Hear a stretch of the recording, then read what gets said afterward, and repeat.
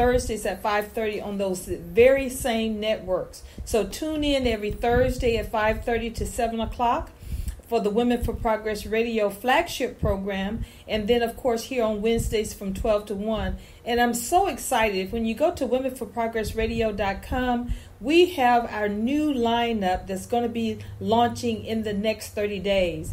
And we have a program called Dear Sisters. It's going to connect women in a very unique way. And also we have Dr. Olga Osby, who's going to be hosting a podcast for Women for Progress Radio, and it's around wealth and wellness. And if you have not met or heard or talked or even saw Dr. Osby's name, you are going to be welcomed with a treat. She is one of the most phenomenal social workers, researchers, professors, educators. Oh my goodness, she has a long list of many talents. But beyond all of that, she's this incredible community organizer and empowerment person. And I'm so excited about her podcast. And so we're excited to have those two new programming that's on Women for Progress Radio Network, and we'll be continuing to expand that opportunity so that we can talk to our communities and our state and make sure that we stay informed in the state of Mississippi. I want to get started right away into our programming because one of our guests has another appointment, another Zoom meeting actually. And of course she does, because she's this amazing person that is constantly rocking and rolling. But I'm so excited to have both guests here with the Working Woman Report, Miss Felicia Brown Williams and Miss Latasha Jackson.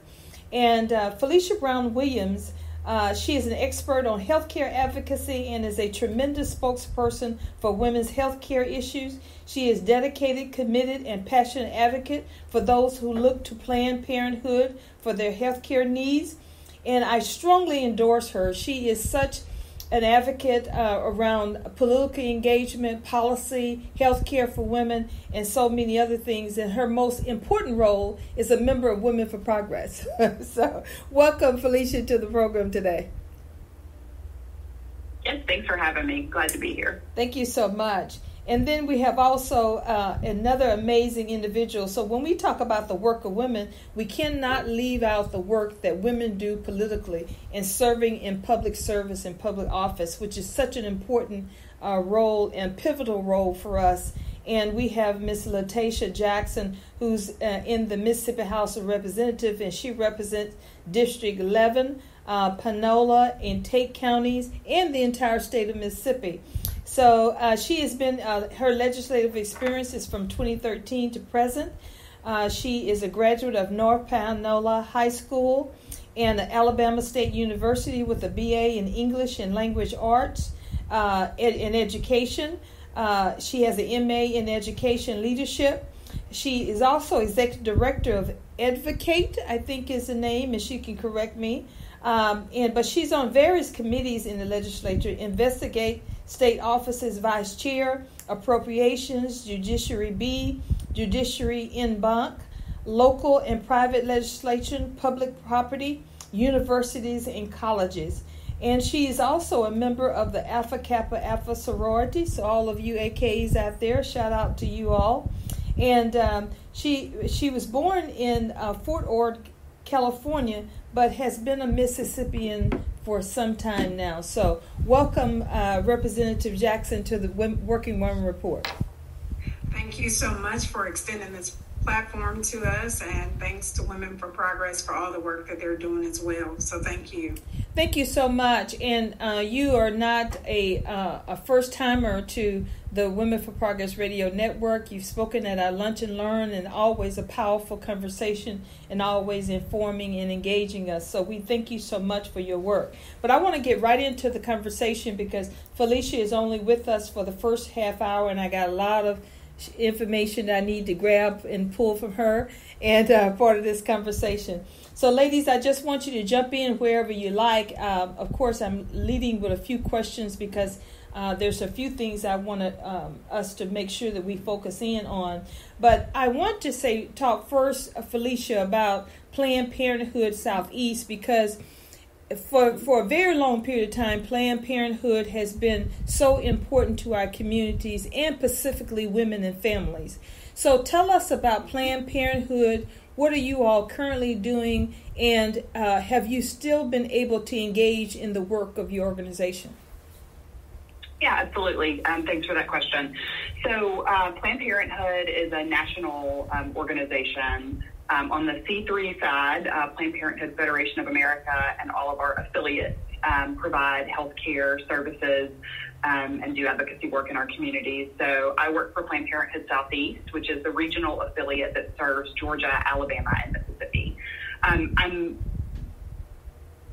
I think the thing that's most important for me to tell you is that, Planned Parenthood's work is essential. Our care is essential, and all people need access to reproductive health care. I think the three of us know, and our listeners know, that reproductive health needs don't stop for a pandemic. People still need access to care because these are timely. This is timely care that people are looking to access, not things that can be put off. And that doesn't matter what kind of reproductive health care you're seeking. We have not stopped providing care at any point during this pandemic. Our doors have stayed open. And unlike some other healthcare providers, so for instance, my own OBGYN, they were only providing care to folks who had emergency situations. And most facilities defined some specific circumstances under which they were seeing patients. We decided to let patients decide what was urgent care for their needs, because, for instance, if you had a abnormal pap smear, and you've got a history of cervical cancer in your family, then for you that may be urgent and you may need care now. So we let our patients define what felt urgent to them, because we do understand that urgency can differ for different people. So across the region, we've kept all of our health centers open. We've also been providing premium pay to our staff, because we know that they are showing up every day for our patients, and that's not without risk. So we're making sure to support them in that way. And we've provided folks with some specific PTO if they needed it, related to either COVID illness, or if they're caring for somebody with COVID illness, or if they were impacted and needed child care or had lost their child care. So making sure that we were first and foremost taking care of our people. So we've been able to continue to provide care, which has been really incredible. I will say that governors across the South have attempted to specifically shut down access to abortion care across the region, and that, as we all know, again, these healthcare needs are timely. So we don't provide abortions in Mississippi, but we do in Alabama and Georgia, and we've seen many folks coming from across the Southeast to access care in our health centers when other governors have shut down access. But we've been able to stay open and continue to provide. On the C4 side of our work with Southeast Advocates, we're continuing to do our advocacy and policy work every day. We shifted, like many other organizations that do similar work. We pivoted quickly and took all of our events online. I think everybody and mama and grandmama and everybody knows how to use Zoom now, or WebEx, or both, or Hangout, and all of it. So we have pivoted our work in that way, because we know how important it is to continue to provide consistency, frankly, consistent access to information, consistent access to community for our supporters. All of those things are really important to us. So we are continuing our storytelling trainings. We're continuing our Pink Out the Halls training to engage people in the legislative process. We're continuing our volunteer orientations and all of those things to make sure that we're able to, again, provide that community, B, able to connect people to resources that they may not be aware of in their own community or neighboring communities. And just remember that the work doesn't stop for a pandemic. So continuing to prepare as the legislature and Representative Jackson and her colleagues plan to resume normal session next week unless something changes in the next few days. So the work continues, and we're glad that we've been in a position to continue to do that.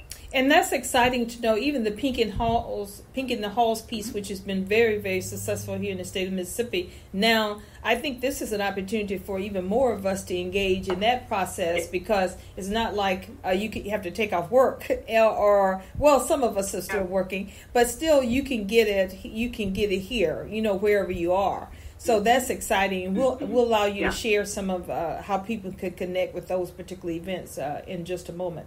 And the Representative Jackson, also as Felicia stated, is you all have had some sessions in the last couple of weeks and getting ready to do some other things next week.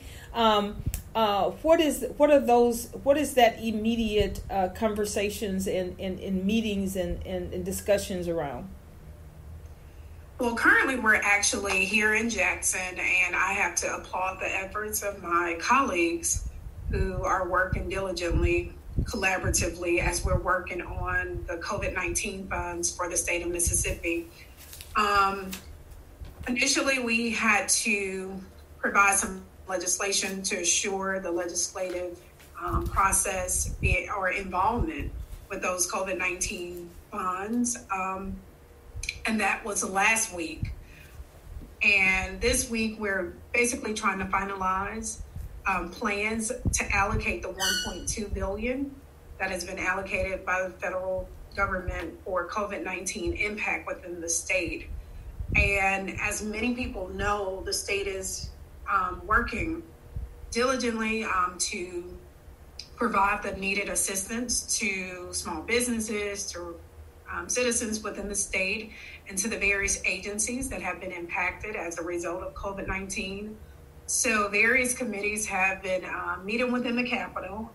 Currently, we're on a break for lunch, and we'll resume at 2. So this is a very timely conversation, Director Jones. So I thank you, for making sure that individuals have access to information, because that's really important. And having access to what's actually going on at the Capitol and what the conversations are will help individuals navigate through these uncertain times and finding ways through Mrs. Williams, initiatives with the various platforms that you represent for outreach for women's health and other aspects, particularly for women. And it's a good time primarily for individuals, as we've already stated, to get involved where they are and not allow excuses of work to interfere, to get involved into government affairs. As we've been able to see, so many decisions are made, by various agencies, and so many things that individuals are wanting to see happen within their communities, prospective places of employment, are being triggered by government regulations and restrictions with COVID-19. So this is a very timely conversation. So thank you. And we need to stay engaged. So I'm glad you mentioned that too, because I think, with the shutdown and everything, we think politics and policy making still goes forward. And it's so important for us right now, especially when you all are discussing how these monies are being distributed, what we're going to be using it for, specifically these funds that are coming to the state of Mississippi. And then there's been a recent conversation that a lot of public was a lot of us who maybe have already been engaged continually in the political arena, and those that are outside said, well, what is the fuss about who controls making the decisions for where this money goes? Should it all be in the hands of the governor? Should it be mostly guided by the House and the Senate? So there's been a lot of conversations around that. So I want to just touch on that just a little bit, because people need to understand why we need balanced leadership in our legislature, and people need to understand why we don't need all funding to be controlled by one particular entity. It's specifically in the state of Mississippi, not only based on our history, but what we have seen over in the last couple of years. So address that, and also I would like Felicia, you to touch base on that too. Thank you so much for, bringing that into the conversation. With a discrepancy regarding who's actually able to determine where the funds would go, provides us with an opportunity to explain how important effective government works for the people. And having the governor only to be able to decide, regarding the funds for COVID-19 would negate the opportunity for any type of oversight from legislatures to be able to have input on various processes for the funds and being able to say or have an input on the appropriations of the funds and being able to speak up and have a voice for the people in the prospective districts that we represent and considering the various agencies that are vital to our constituency as well. So we have the legislative process for checks and balances, as you've stated. And so to alleviate the legislators from the process was just not right. So I do really respect both the lieutenant governor and the speaker of the House for pushing back in those regards, ensuring that we have more insight into where those funds would go. And in addition to that, there are some funds where the governor has the discretion to actually be able to spend for emergency purposes. So I know there's been a lot of talk, through the media where so much fear has been incited in Mississippians because of this whole process and the back and forth regarding the funds. Individuals have thought that if the legislative process included legislators in determining the money, that individual unemployment claims wouldn't get processed. The individuals will lose the federal allotment, the additional $600, if we had an involvement in the process.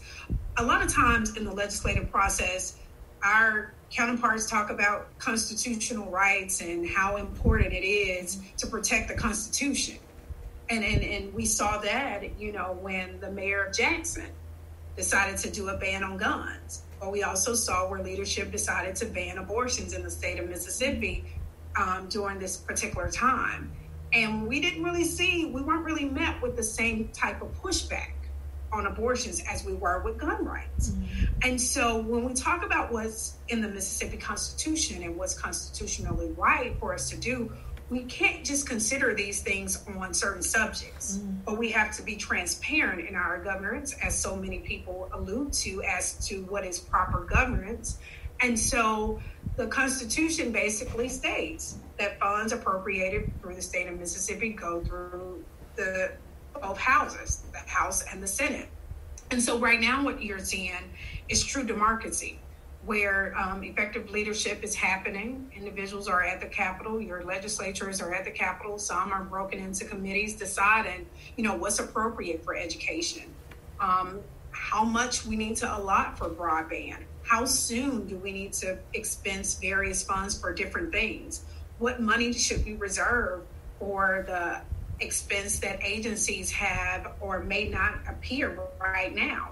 And so that long-term and short-term planning of those funds and appropriating the money where it needs to be, making sure that the money is able to reach the individuals and that there are not so many third-party individuals to the process that take so much in fees and assessments and not meeting 100% or 80% of the needs of the Mississippians has been a vital conversation. And if we did not have the opportunity to be involved in the spending, we wouldn't have these conversations and we wouldn't be able to negotiate. We wouldn't be able to actually have the necessary dialogue to assure that the agencies and all Mississippians are able to receive the resources that are available through COVID-19 funds.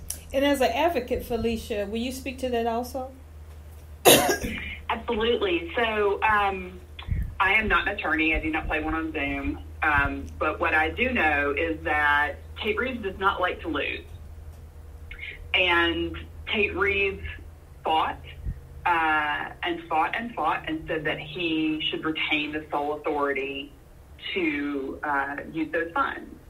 And yet he came to an agreement with legislative leadership that the legislature, it would be appropriate for the legislature to appropriate the funds and for the governor to administer the funds. So if that were not appropriate in terms of the Constitution, Tate Reeves would not have fought that, and he would not, but he also would not have agreed to it. So he agreed, and I can't imagine him doing that under any circumstances other than knowing he was wrong and he was going to lose that fight. And rather than losing a fight, there was a lovely agreement made in public, so as not to appear that there are fractures within the party of leadership. So to be clear, again, the governor does not like to lose, and it was very clear that that is exactly what was going to happen unless he made that decision to save face, as it were. The other thing that's really important about, from an advocate's perspective, that the legislature is able to appropriate those funds is that those of us who represent the people of Mississippi are able to give some suggestions, some guidance, and to advocate for ways in which those funds could be equitably spent. And so Planned Parenthood Southeast advocates, along with a range of other advocacy partners, came together during this time to look at the CARES Act funding, what monies were coming in for where, and to agree on some ways that we together thought these funds could be best spent, whether that was for education, access to health care, access to voting. Access to the polls is going to be such a critical issue this fall, especially if, as many are anticipating, including some of the president's advisors in the White House, if we see a resurgence in the fall, as appears likely, that could really hinder people's access to the polls. And we cannot let that happen. We cannot let that happen, especially here in Mississippi. Access to voting is, I think, understood here more than most other places to be sacred. And we absolutely have to protect people's right to vote. So we were able to come up with a number of different, again, equitable ways that we thought these monies should be spent, and sent an open letter to the governor and legislative leadership to provide that information. And we can expect that it will at least be considered, reviewed and considered. If it were just going to the governor, there's no way for us as advocates to have the same level of access to further explain why we think those funds should be spent in the equitable ways that we suggested. We just don't have that level of access to the governor, who generally restricts access to folks within, again, while this shouldn't be partisan, to folks who are more of that ilk. And so we were able to provide both some of our own expertise and also advocate for the folks that we serve in our community. And I think, too, that I want to spotlight that this is the time for organizations, not only like Women for Progress and Planned Parenthood Southeast and other nonprofits and sororities and fraternities. Right now, we need to voice where the need is in our communities, in our state, in our businesses, in our workforce. We need to send our representatives, both Democrat and Republican, a list of things that we want to see prioritized for this funding.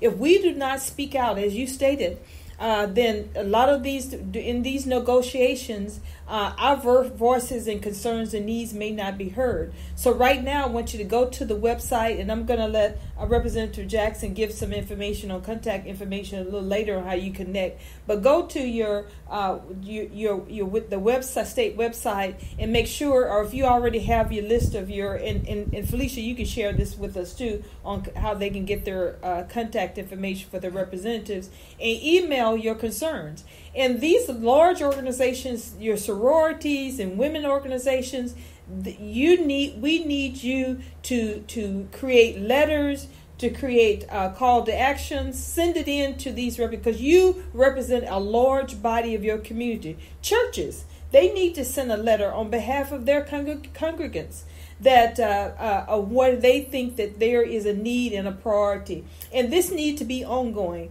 But I want to move into expanding voter access, because that's going to be critical to us.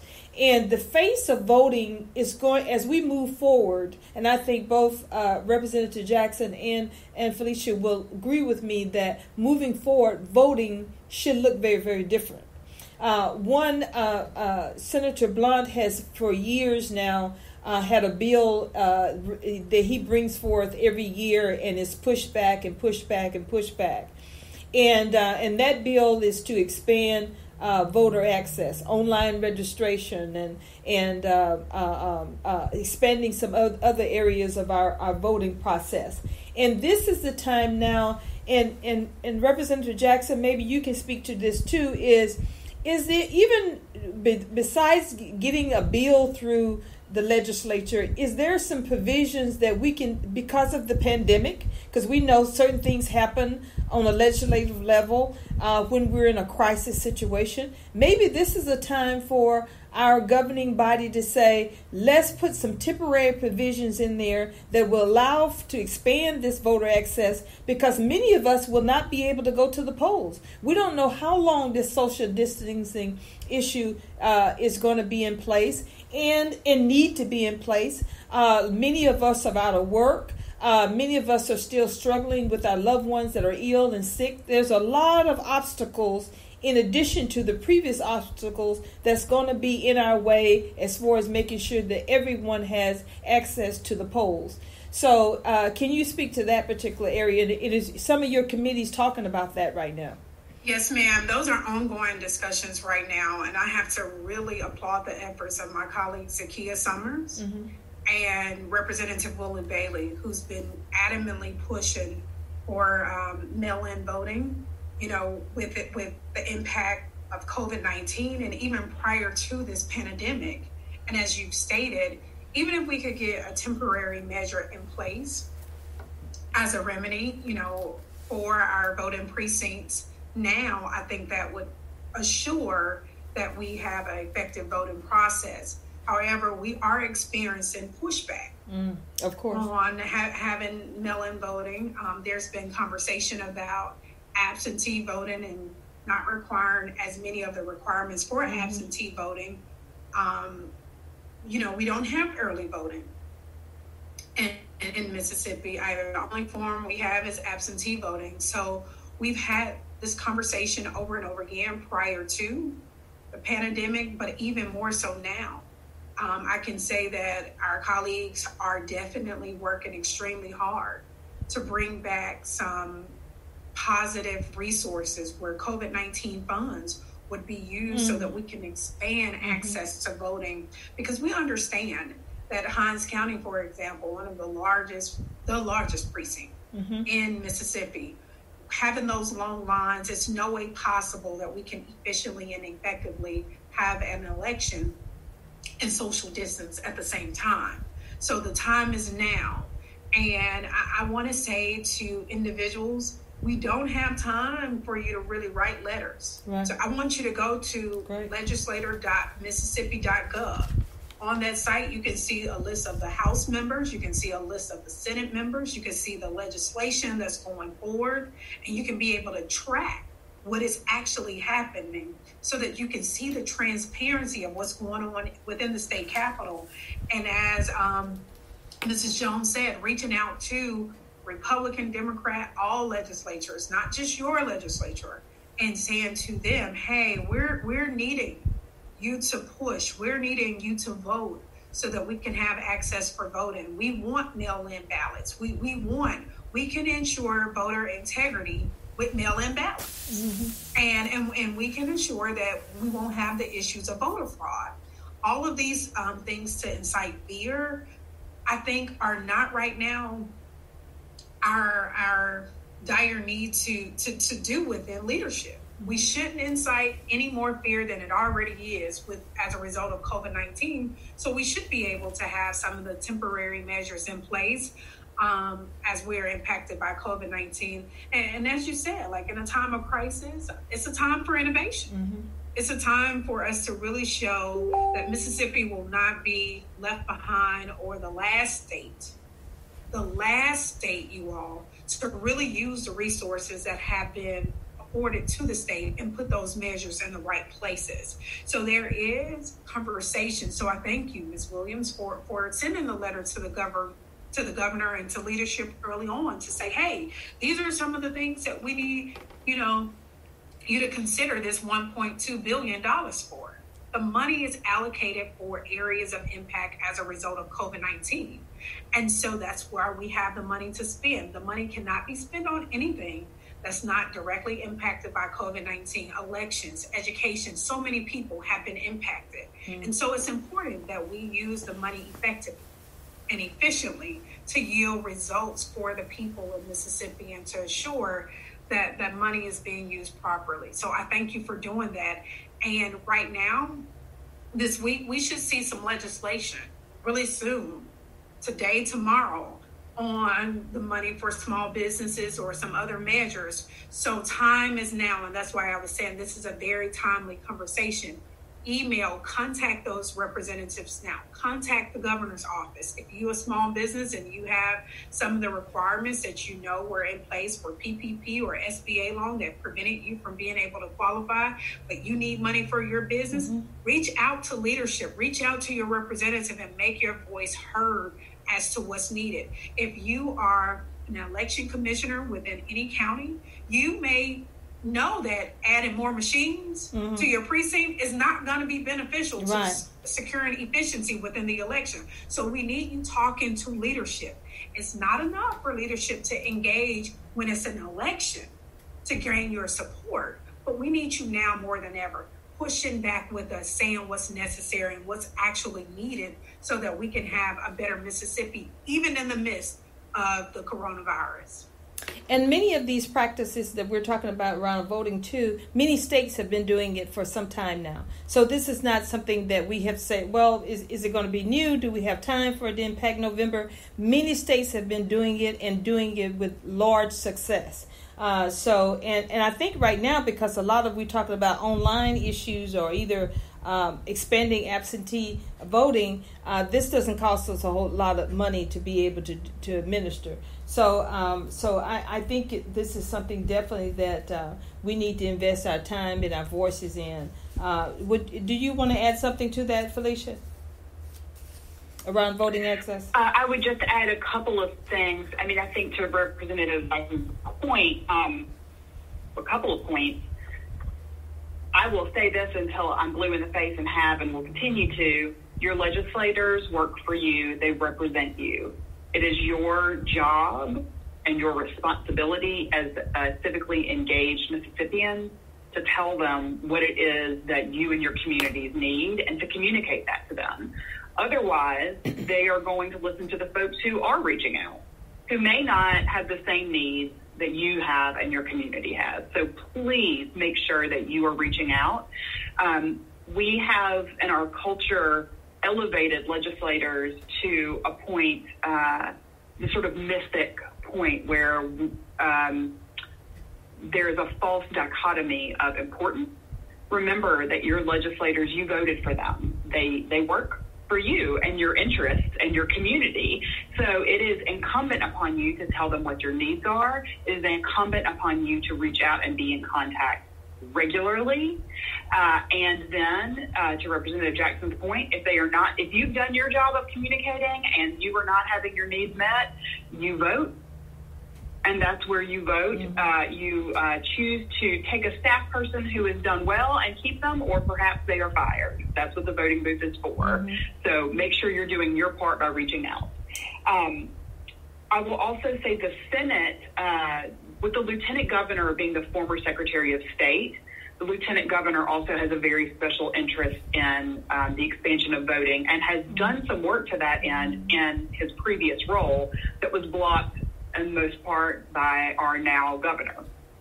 So we know on the Senate side there is interest in making that happen.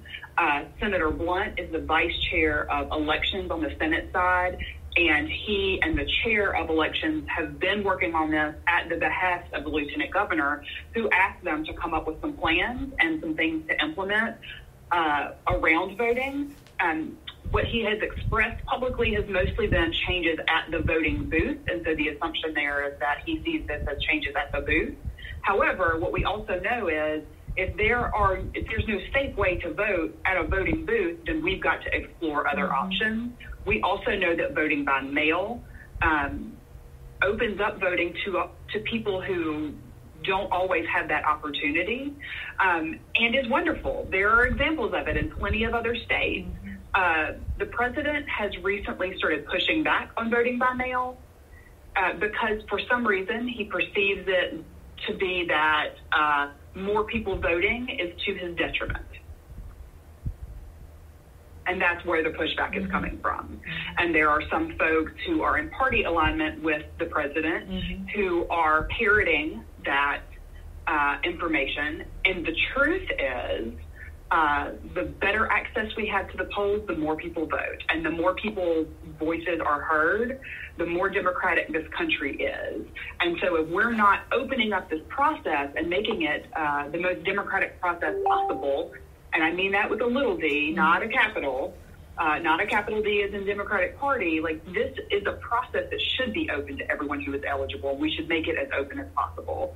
And any efforts to keep that from happening, I wonder why we don't call that disenfranchisement. Yeah, calling it what it is. And I want to share, since we're talking about this too, there's a new group that has formed a website called Register to Vote. The number 2 vote, Register to Vote. And what they will do is you can go onto that website, fill out the your register, put in your zip code, and your particular voter registration form will come up. You can fill it out.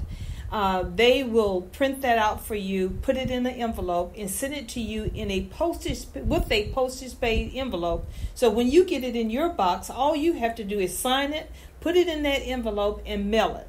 That's the most incredible thing. I don't know. That was just a brilliant idea.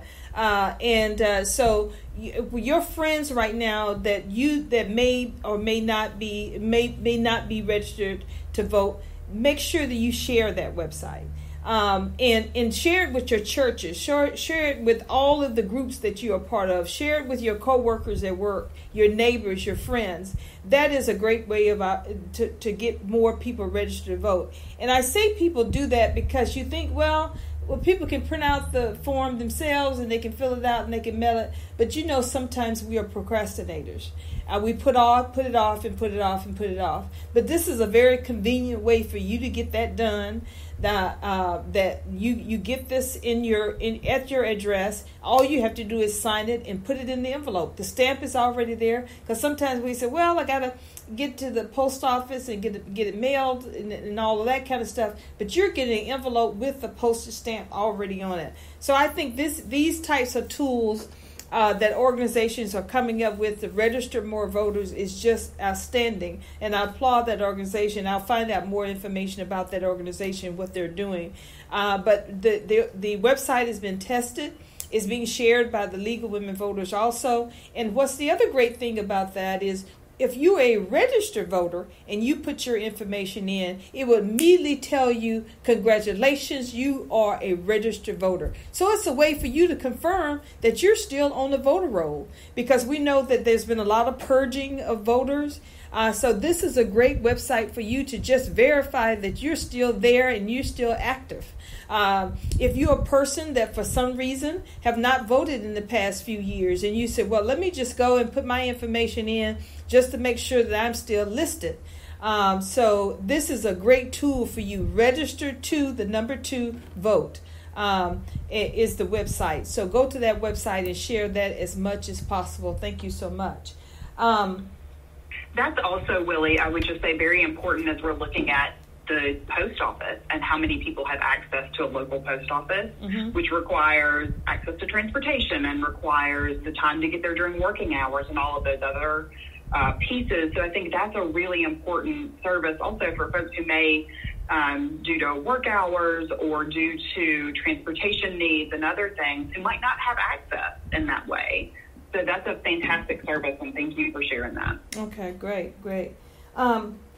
There's a few other topics. I want to hit back a little bit on the healthcare issue, because one of the things that this pandemic has done is put a spotlight on the need for access to healthcare in the state of Mississippi. For a very long period of time, we've been overlooking and pushing back the Medicaid expansion issue, and that has proven to be very crucial to us during this period of time. So even folks who may not have COVID-19, with hospitals being shut down and clinics being shut down due to the crisis, we know how healthcare has impacted not only women but communities, because if you were sick before this pandemic, your situation became much more in crisis situation because you don't have access to health care. You may not have meds that you should have had. Now you can't go to many of your doctors that was available because a lot of your clinics and doctors' offices closed. Representative Jackson, where you and your colleagues have been talking about the issues that you want to still try to get done in 2020, where are we on health care and making sure that our citizens have better access to it and affordable care here in Mississippi? Representative Jarvis George has been a strong advocate within the House that has pushed really hard for the expansion of Medicaid. And I would like to say that he's used the pandemic and the crisis, as we have referred to it, to push leadership to consider the urgency of the expansion of Medicaid because of the pre-existing health issues. So many Mississippians that contracted the coronavirus were not fortunate to make it. I actually had a classmate in my district with some pre-existing issues that died from the coronavirus after contracting the virus. And so this is a very personal issue for us, that are involved in pushing the conversation. We're here allocating money or appropriating money for COVID impact, but we can't let the primary focus be only on that. We have to continue to push the issues that were on the legislative agenda for the 2020 legislative session. And the expansion of Medicaid was a dire conversation that we've been having for a very long time. I must say, as long as my tenure has been in the House, the conversation has been pushed. We're seeing more pushback from our leadership from the top. I'm sure several people have heard during the governor's town halls, he's personally stated he does not think this is the time to expand Medicaid, and this is not a conversation for Medicaid expansion, when it very much so is. Several individuals have talked about using some of the COVID-19 funds to assure health centers within the rural communities in the Mississippi Delta, and just individuals having access where there aren't as much access for people. And so the conversations are being had in the Capitol amongst leadership, amongst individuals that think there is a dire need. However, we are not seeing as much traction within leadership. So therefore, for this true democracy, we the people of the state of Mississippi, to demand more with us as we're pushing for these things on the behalf of our constituents. We need you pushing with us and not making this a party issue, but making this a Mississippi issue. Right. Because as we've seen with COVID-19, it has no respectable person. Right. It's not asking what political party are you, what race or ethnicity are you, but we are seeing that the African American community is mostly impacted as a result of COVID-19. And I'm here to say that I'm very passionate about individuals having access. The governor has stated, it's not an issue of do individuals have access. Well, I beg to differ. I just got a call while being here and of individuals having issues contacting individuals from the Department of Medicaid that are receiving Medicaid benefits now that are trying to get new cards to access their doctor appointments. So because of the impact of COVID-19, they're not able to reach anyone. So even for the individuals that have access to Medicaid benefits, there are certain things that we have to consider of individuals' accessibility to receiving the resources that they need. And so I just don't think that we have as much access to healthcare as our leadership thinks that we actually have within the state. So we have to keep pushing, and I commend my colleagues and everyone that have been pushing prior to for Medicaid expansion. But unfortunately, I don't think that this is going to be the legislative session where we're going to see that done. But it doesn't mean that we stop pushing. Yeah. And I want to remind you, and I want Felicia to speak to this too, because we lean on Planned Parenthood for so many other different things also around healthcare and specific for women, is that we're at 20% on a national level for unemployment. We're at 20%. And I think recently they said that's been the highest numbers ever. So now we got all these folks that are out of work that, even if at one point they could afford the expensive cost of healthcare premiums in the state of Mississippi, expensive, and I think it's on monopoly levels, now these folks are out of work and they can't even afford but going out and buying health care on their own. So what do? I mean, we have to think about the future and what it's going to look like on the other side of this thing. And this thing about Democratic, Republican in theology and what other states are doing or what's coming down from the administration of the White House and what his feelings is, we have to think about Mississippians and take care of our own right here in the state of Mississippi. And if our leadership is not looking at what's happening in Mississippi and the needs of Mississippi, then citizens, we have got to rise up in ways that we have not rose up before. And we have to be vocal and verbal and be and definitely be proactive in our conversations. So Felicia, will you speak to that on the healthcare piece? Oh, absolutely. Let me also say that legislative leadership does not look like us, any of the three of us. And legislative leadership does not look like the populations who are really being impacted by COVID, to be very clear. Legislative leadership is white men. I mean, for the most part, it is white men in charge. And I think it is both difficult for them to understand because they don't see it in their own personal lives and communities. And they're also not making an effort to really understand the larger impact on the communities that they serve. And that is very important.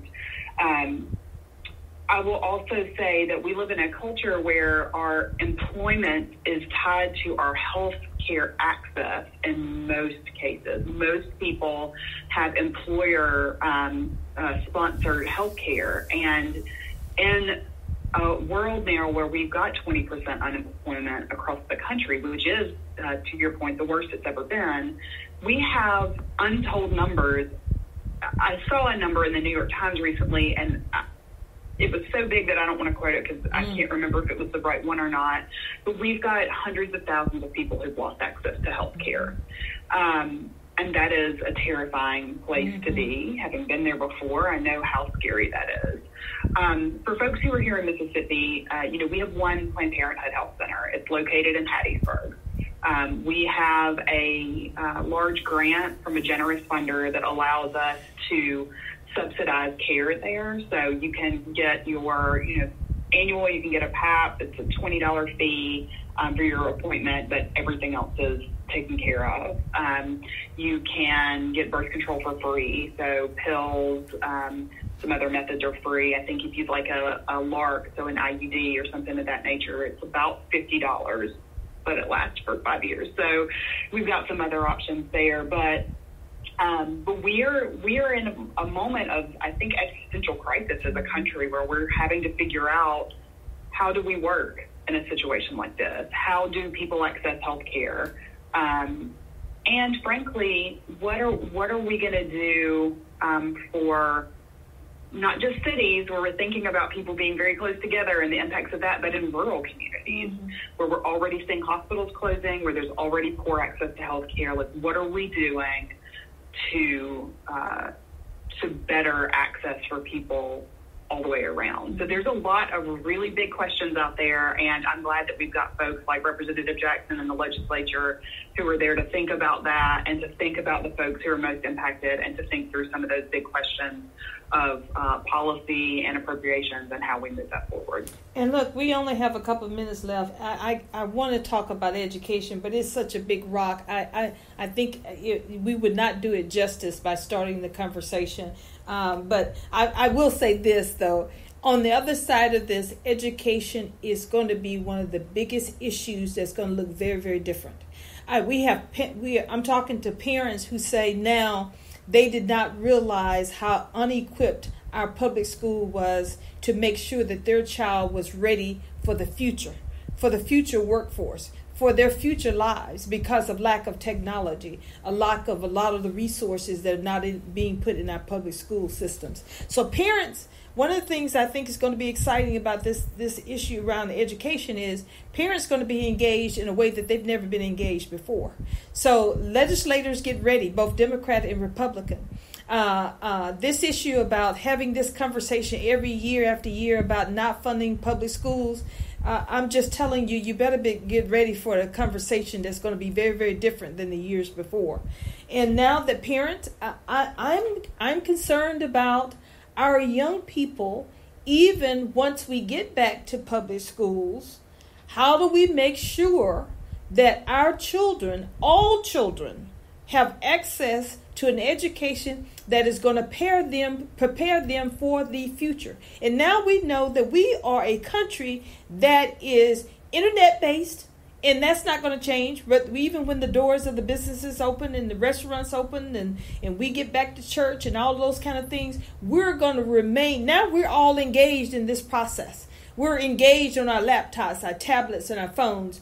We're not just going to all of a sudden go back to where things are. So our children need to have the education and the resources and every tools that they need to be ready for a future that's going to be equipped and require things that in a much different way than it was even a few months ago. So, but I said I wasn't going to talk about education. So, but I want us to, we need to come back for a conversation with that and talk about education, what that needs to look at. I know we need to engage right now with our legislators. Representative Jackson, this has been a great conversation, as it always is with you. You keep us informed.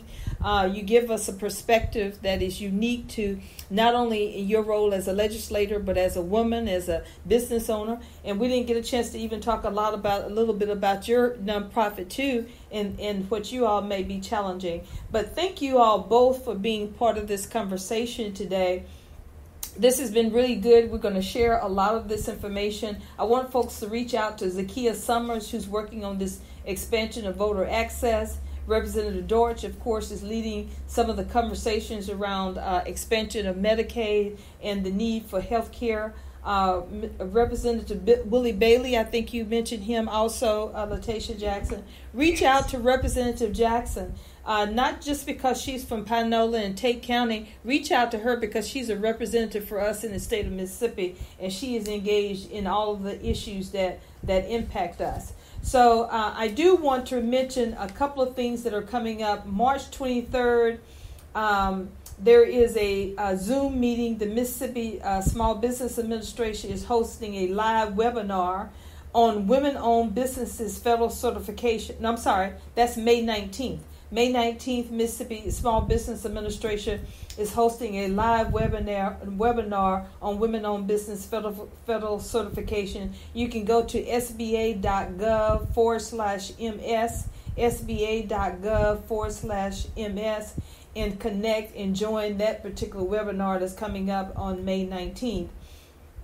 And so make sure that you engage in that. Mississippi Black Women's Roundtable, I'm sorry I don't have the link, but they have a lot of different very important Zoom meetings that are coming up around discussions around women, protecting your cape, mental health and wellness, and a lot of different things. So just Google them. There's a Facebook page and there's a website, Mississippi Black Women's Roundtable, and you can connect to those links.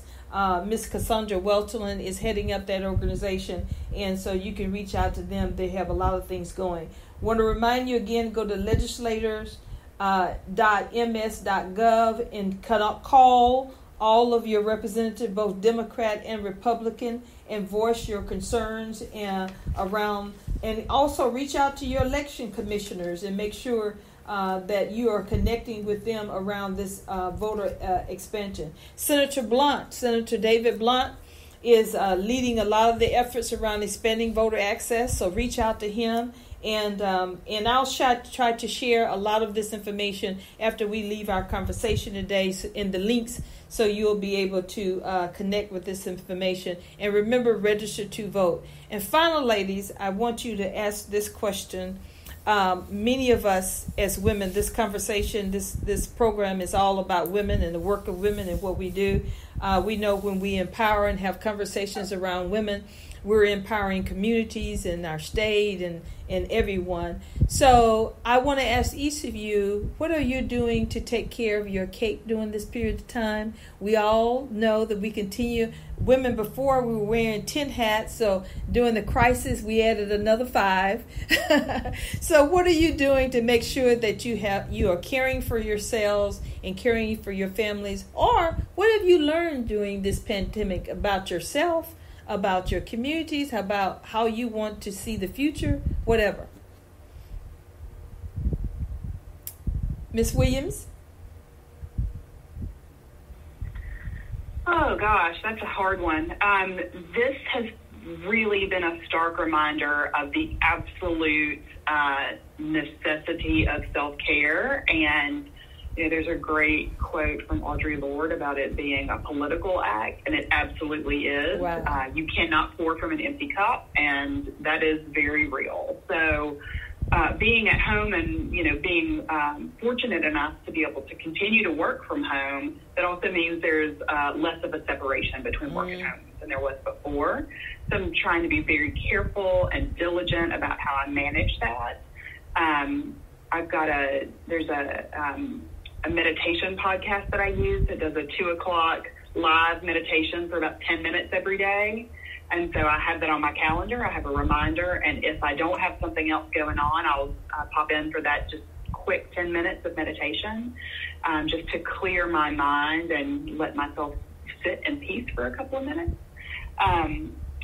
And it's been really lovely, I have to say. My husband and I are both home, and it's been really lovely to have such a change of pace and be home together so much. And that's been really great for us. He celebrated his birthday yesterday, and we didn't go anywhere or do anything. We cooked, and it was really fantastic. So I've learned that I don't need quite as much contact with other people as I thought I did. And that's it's been nice. Yeah. Representative Jackson? Well, I've definitely been more intentional, having time for self during the quarantine has been amazing for me. I'm quite the busybody. I'm always on the go. So being in this space has given me more space to exude more self-care and self-love for myself personally. I've enjoyed it. I've had the opportunity to do more yoga time when I have the time to do it and I'm not doing Zoom meetings. I've been able to have access to other platforms, which have been extremely exciting for me. But just taking the time to really be in the mental space, to be more appreciative of people, of fellowship, of family, has been essential to me so that I'm not so caught up as much in the hustle and bustle, and I lose a perspective on what's really, really valuable and important. So being in this space has given me a desire to journal more and to actually be in in a space after or post COVID, I want to also be able to still take the necessary time for self and still take the time to reflect and write. I actually enjoy writing. And so having balance with home and life has been a struggle for me, but all things are intentional. And I think even in this, we can learn so much being in this space. And I've definitely been able to do some self-evaluations, self-reflecting, and had to be more intentional on taking care of my mental health. A lot of people know that I lost my only sibling a few years ago, and so I've had to also be in a space of mentally reflecting on some emotional things. So I would encourage women and all individuals that are spending this time, whether you're alone or with family, to make sure you check and balance your mental wellness during this space where anxiety, depression may try to creep up. I use a lot of spiritual reflecting and affirmations to think myself happy when I get in those emotional states. I want to be transparent with this month being Mental Health Awareness Month. I want to really be transparent to say our mental wellness in this space is really important because in times of uncertainty, it can bring on stress and pressure that you don't really realize that you're dealing with. So it's necessary to exercise too and release that stress and tension that you may be dealing with and the emotional baggage that you may be carrying as well. So meditation, yoga, exercise, and cooking, enjoying Zoom time has been a pleasure for me. And I encourage everyone to make sure that you are promoting your self-care and your self-love to the best of your ability. Yeah, and I want to remind the women too, and remind them again and again to take this as an opportunity. Yes, we have challenges, we've lost loved ones, but look at this as an opportunity to really reflect on yourself. Think about, is the journey that you've been on the journey that you want to continue on? This is a time for you to make a mind shift if it's not. Even though we work and many of us have to work, we can find joy in our work. And if you don't have joy in what you do every day, this is a great time for you to maybe think about what you want to do and what you want your future to look like, not only for yourself, but your children and for your families, for your life, and for your purpose. So definitely do that. And also we want women to reach out to Women for Progress of Mississippi. If you need a friend, if you need information, if you need to connect with other women, if you're a business owner and you want to see what other women business owners are doing, how they're surviving, whether they're deciding that they're going to do moving forward. And a lot of our businesses, I want to say this so many times over and over again, for many of us, we will not come back, and that's okay. Because there's always another open door. So I want you to, if you have decided that you're going to change jobs or you're going to change businesses or you want to do something else, this is a wonderful time. And I'm telling you, it is okay. It is okay. And I want each of us to tell us that when we're in our spaces together and we're talking with each other, we need to give each other a pat on the back just for getting up in the morning and moving forward in a new day. So thank you all so much for tuning in to the Working Woman Report. Our guest today has been Ms. Felicia Brown Williams with State Director of Planned Parenthood Southeast, and our Mississippi representative, Ms. Latasha Jackson, here talking with us here in the city of Jackson. So thank you all so much for tuning in. Want to remind you again, tomorrow, Thursday evening at 5:30 to 7, we'll be right here on these same platforms for our flagship program, Women for Progress Radio. And Ms. Juanita Brown has a wonderful lineup for us tomorrow, so we look forward to talking with you again on tomorrow. And so stay tuned. Connect to our Facebook page. Like us on Facebook, Instagram, Twitter. We're all on all of those networks. And meet us here every Wednesday from 12 to 1. And our website, again, is womenforprogress.net, womenforprogress.net. Our radio website is womenforprogressradio.com, womenforprogressradio.com. Email us at mail, M-A-I-L, at womenforprogress.net. Or give us a call or text at 601-259-6770. Thank you all so much. And ladies, have a wonderful week, okay? Thank you. Thank you so much. Bye-bye. Bye-bye.